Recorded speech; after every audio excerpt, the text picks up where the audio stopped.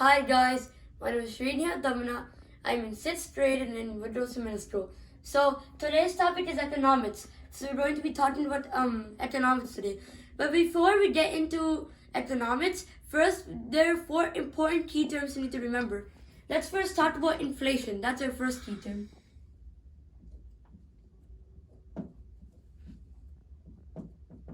So inflation is the decrease in quantity, but the increase in prices. For example, I have $10 to buy chocolate bars. Each chocolate bar costs $1. So how much can I buy? 10, right? But after 1 year, when the quantity of chocolates decrease because people were buying them and the prices increase to $10, I can only buy one. That's inflation because the prices increase, the price of the chocolate increase, but the quantity decreases. So that's what inflation is. Now, our next key term is scarcity. Now let's talk about scarcity. Scarcity is a shortage of supplies. For example, let's take the Boston Tea Party. The Boston Tea Party happened more than 300 years ago, and that's when British people bought a lot of tea into Boston Harbor. But all the American colonists were angry due to the British taxes, so they dumped all of the British tea into Boston Harbor. That's scarcity because there was not that much tea left in the ships. So that's what scarcity is. Now our second to last key term is demand. Demand is like if a new product is released, the people may not buy the old product. For its example. For example, let's take Apple. Apple released its iPhone. It started 2 years ago in 2018, and its general price was $700. But last year, the Apple released its iPhone 11 Pro.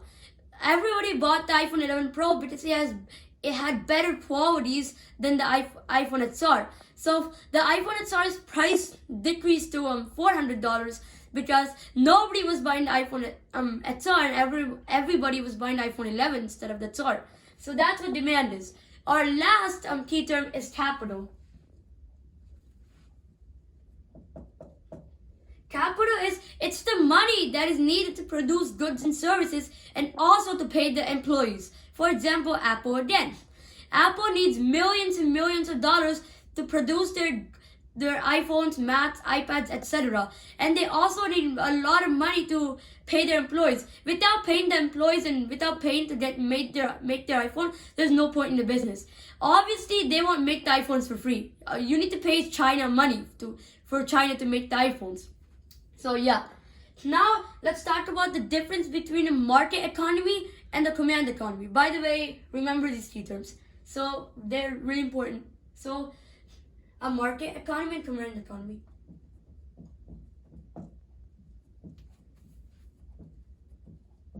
So let's talk about a market economy.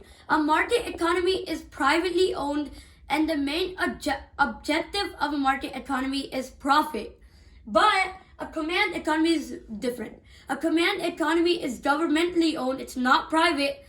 You may guys think that government is private, but it's not private. It's open to the public, and the main objective of a command economy is social. So yeah, that's what market and command economies are.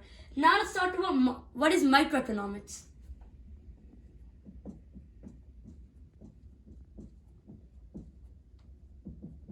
Microeconomics are the production. Like now, Apple is currently making its iPhones in China, right? But if Apple made its iPhones in India, India makes more iPhones. Pretend, then more iPhones in China. Then Apple can reduce the prices to pretend one iPhone was $600. It can reduce it to $200 because there are more and more iPhones in the world. If there were less iPhones, the prices would increase. Remember, we talked about that inflation. That's the same thing in microeconomics. It's about production. So that's what microeconomics is. Now let's talk about the taxes. So first tax is lump sum.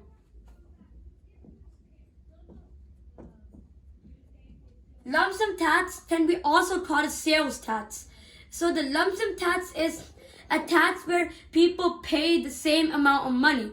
For example, the NG Turnpike tolls, and also when and also pretend I bought Minecraft. They charge, it's usually 6.99, but people but the people charge another 23 cents for Minecraft because that's the lump sum tax.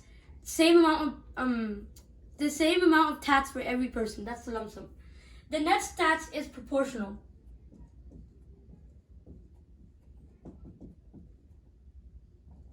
Proportional. So proportional tax is where a tax where higher income taxpayers and lower income taxpayers pay the same amount of their tax. For example, states like Pennsylvania follow this tax. Now the next tax is progressive.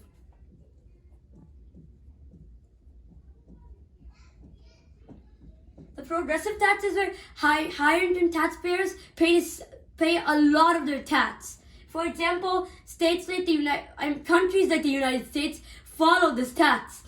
And the last tax is regressive.